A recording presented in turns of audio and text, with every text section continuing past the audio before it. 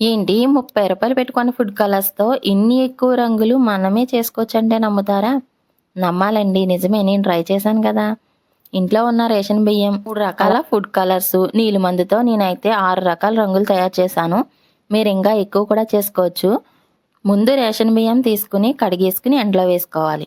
తడి పొడిగా ఉన్నాయి అని అనుకున్నప్పుడు తీసేసుకుని దాంట్లో మన దగ్గర ఉన్న ఫుడ్ కలర్స్ ఒక్కొక్కటి యాడ్ చేసుకుంటూ మిక్సీ పట్టుకోవాలి మెత్తగా. నువ్వు చెప్పినట్టు ఒక కలర్ ఎందుకు వేయాలి? నాకు ఇష్టం వచ్చినన్ని కలర్స్ వేస్తా. 1, 2, 3, 4 ఎన్ని కలర్స్ ఉంటే అన్ని కలర్స్ వేయండి. ఏదో ఒక డిఫరెంట్ కలర్ వస్తుంది. అది చూడగానే మనకి సాటిస్ఫైయింగ్గా ఉంటుంది, ఏదో కొత్త కలర్ కనిపెట్టేసామని. ఇంకపోతే ఇవి తడిగా ఉంటాయి కాబట్టి 1 గంట ఎండలో పెట్టండి.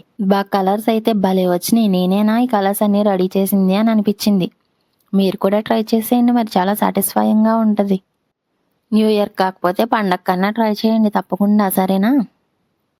చూసి అలా వెళ్ళిపోకుండా లైక్ చేయండి.